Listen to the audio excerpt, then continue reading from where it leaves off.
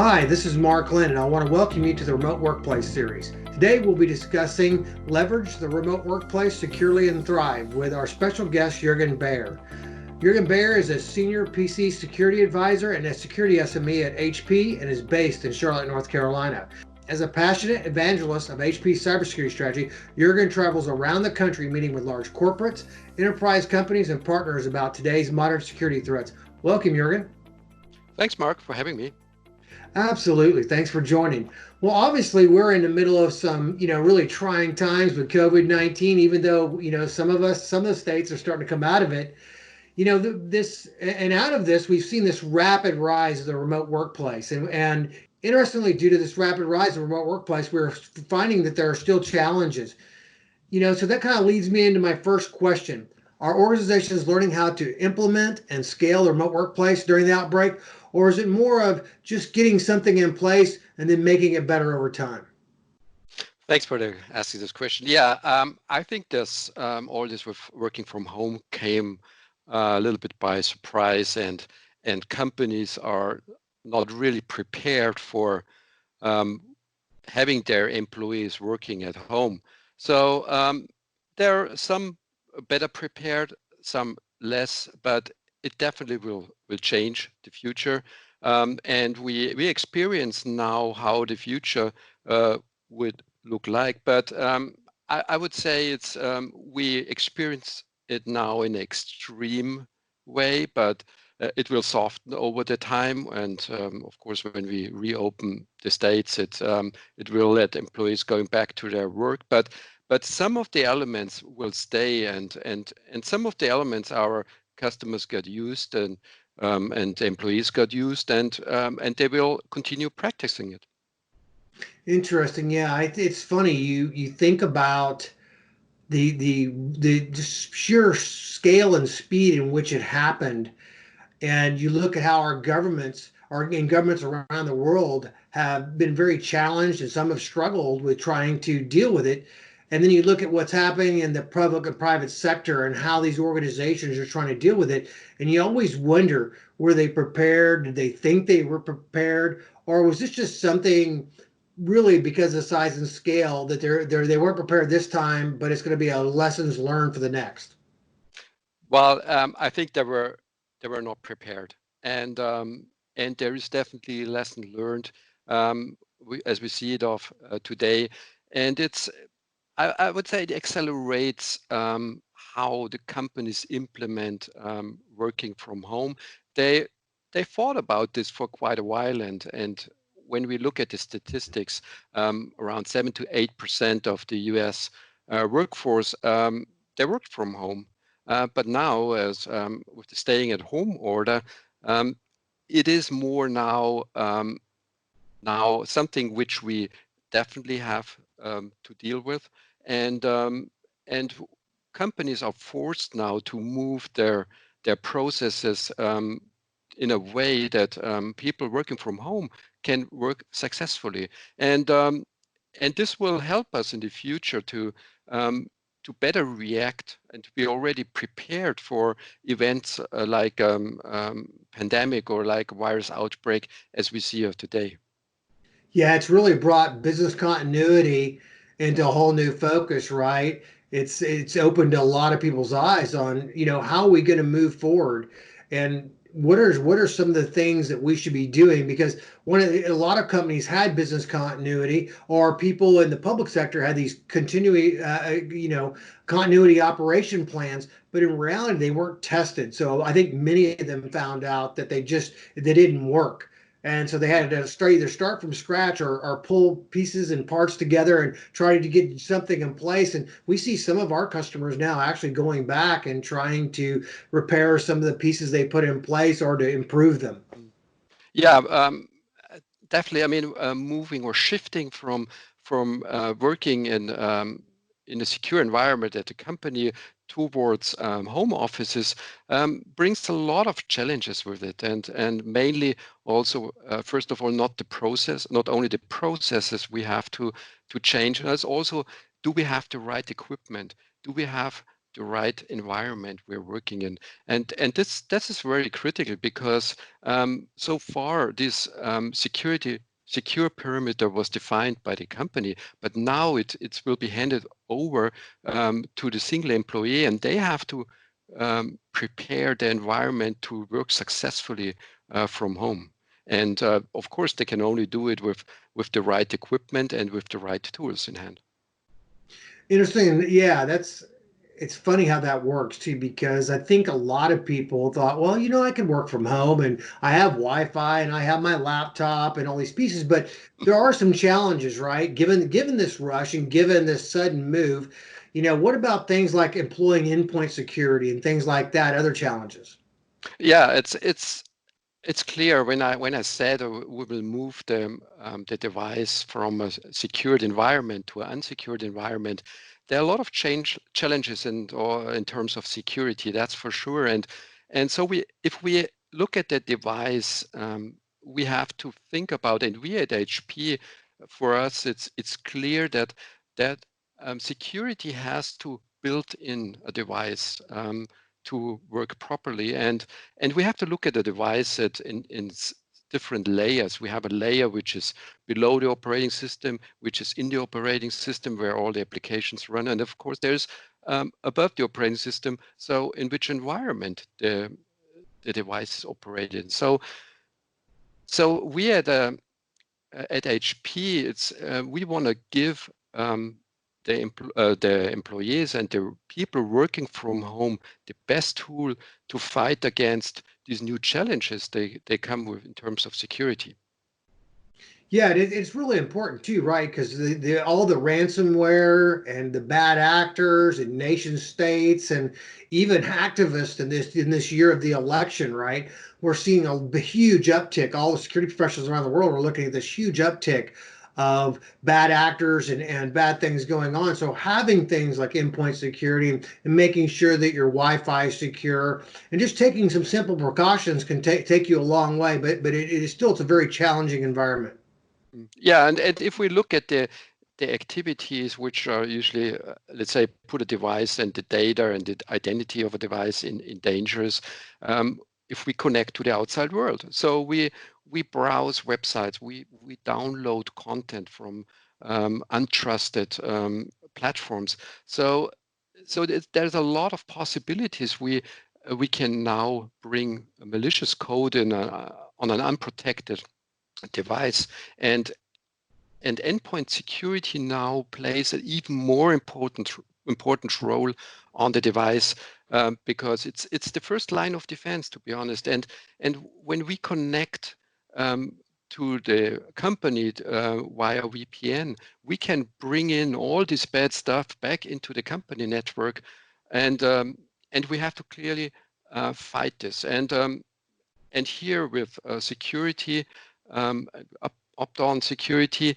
it's very important to protect the workers with the best tools.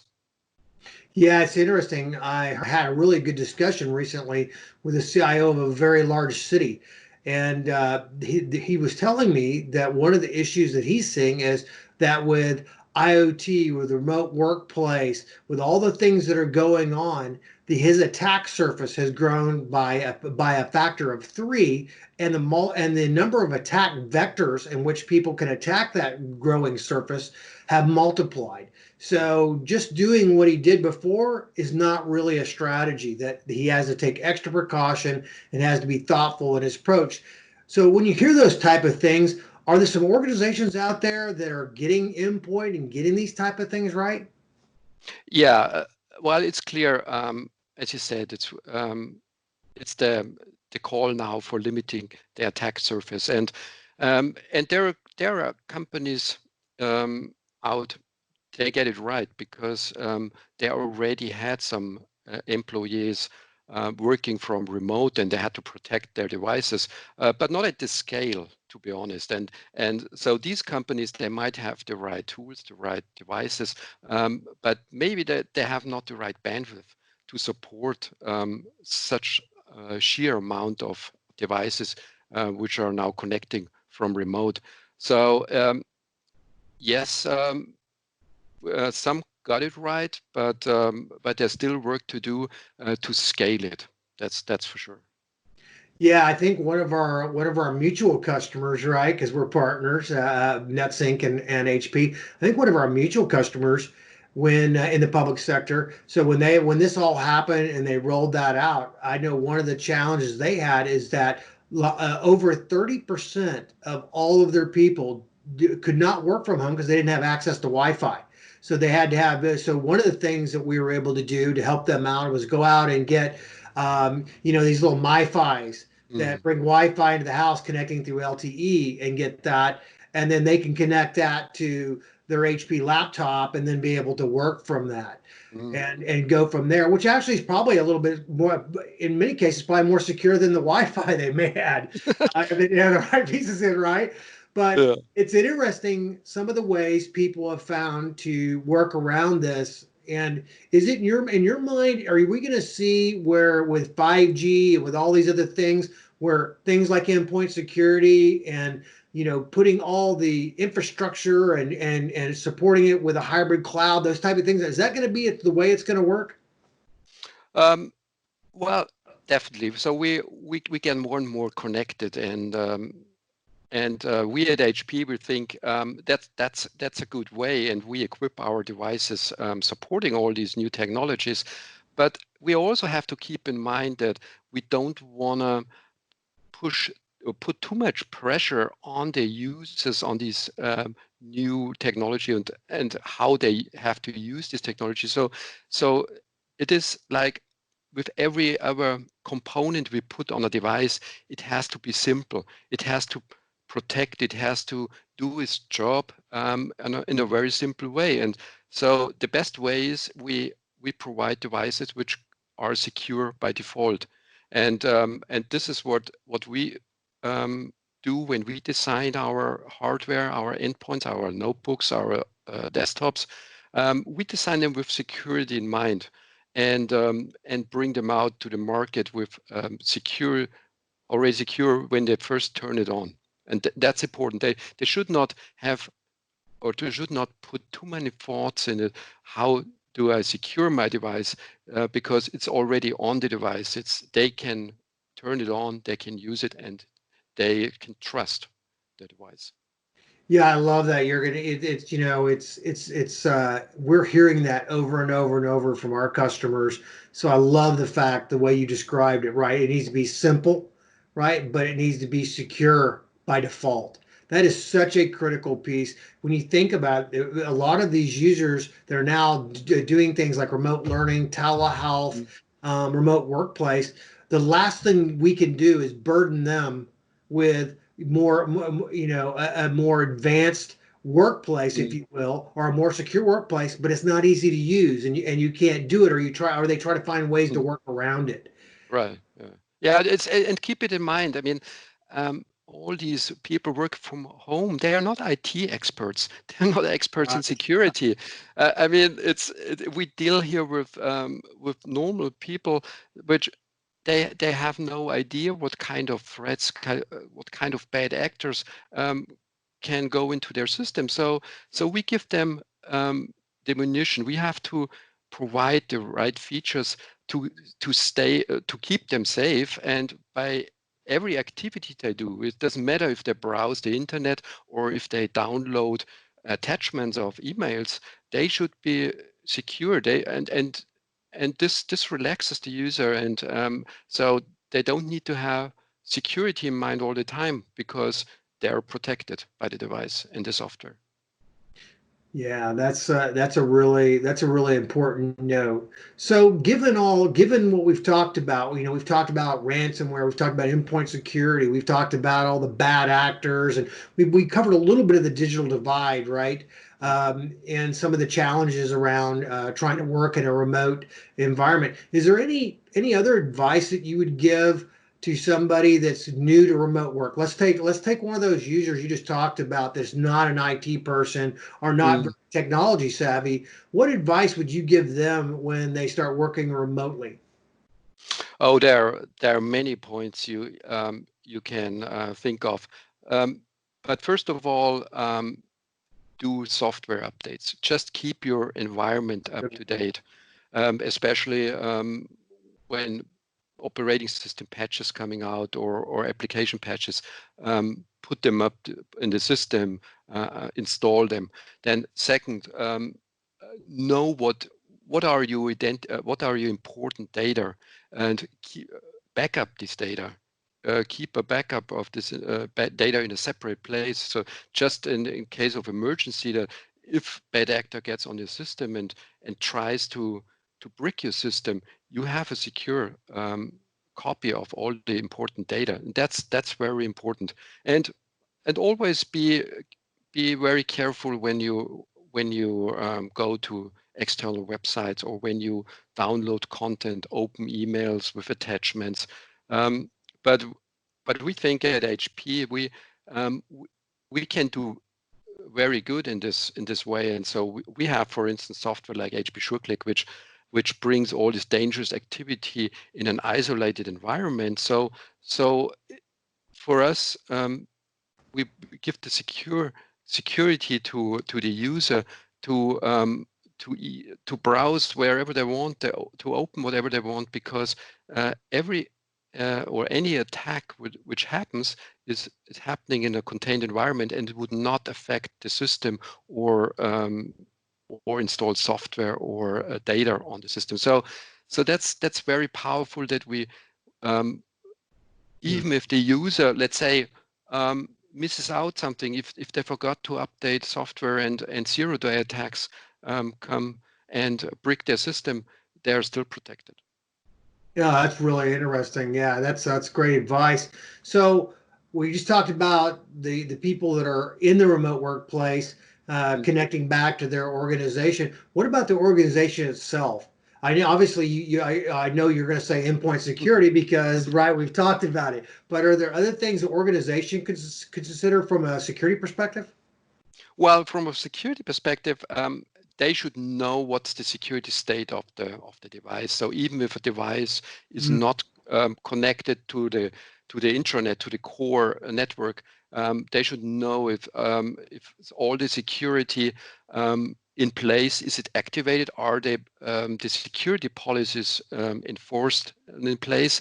And this can be sometimes a challenge. So we at HP think we also have to enable the device to do a better job to control this by itself, even if it's not connected to corporate network. got it.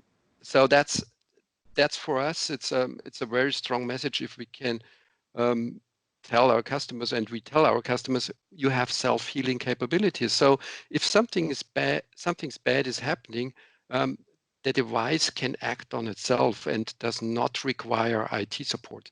So that's very powerful, and that's why we have to think about working from remote, because you not always have the immediate support of the IT folks and the IT service desk to react on an issue. So you have to work this out on your own.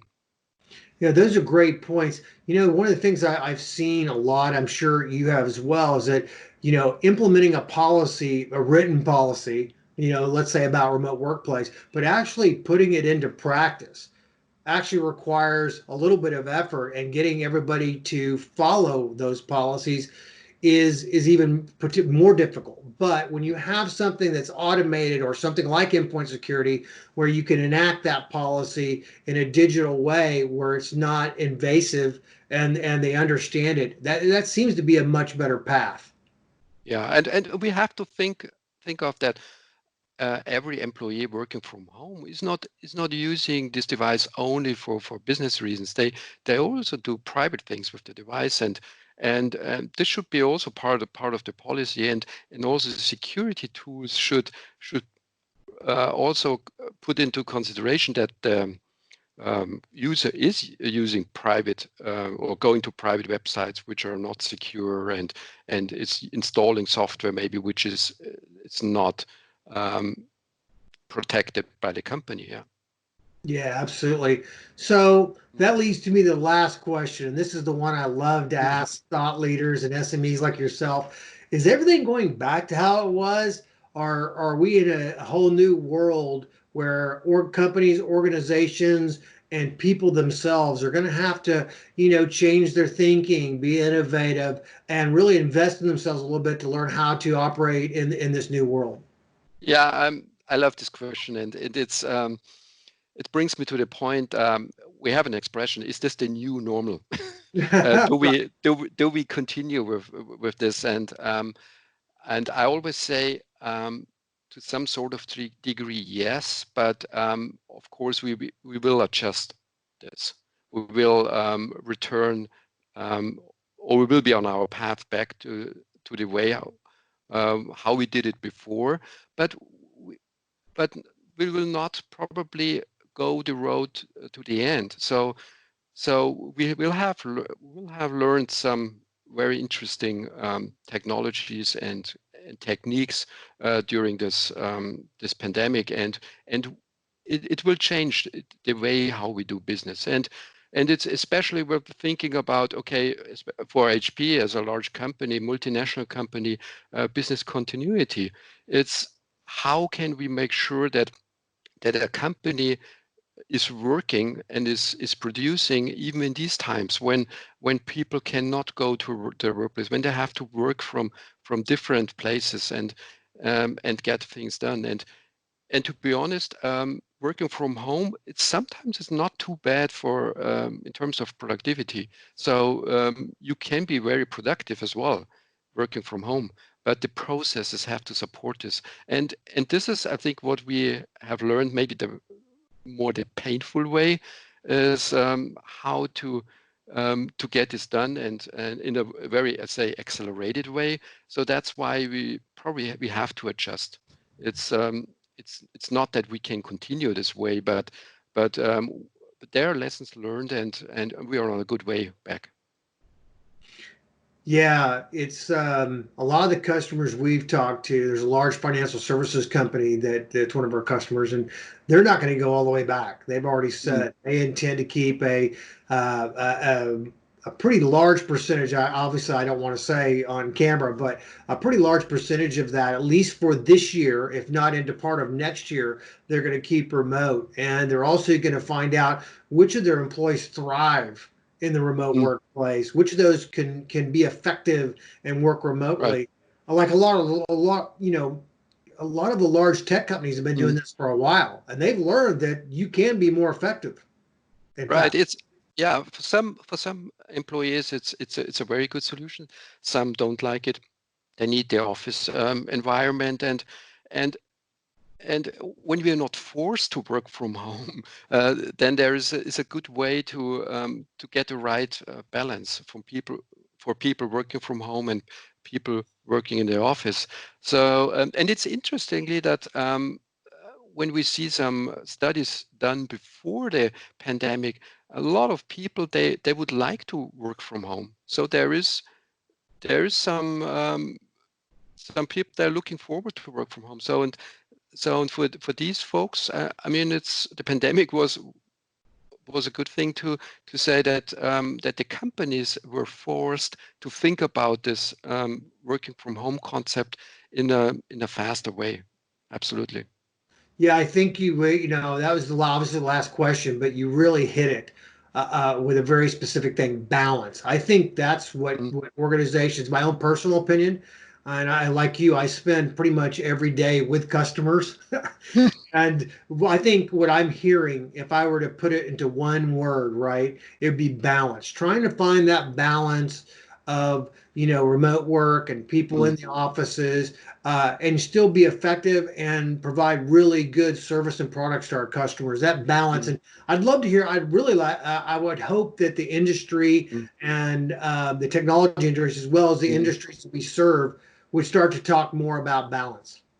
Right. Yeah. And balance is it's also when we talk about endpoint security because um, we have to balance it out. We cannot disrupt the usage of the device with security tools. We have to make it smoothly so that it should be built in, and the user should not realize, oh, yeah, my device is protected and should not, of course, interact with their daily um, serve practice or how they use it. It just should just blend in, and that would be the goal for everyone.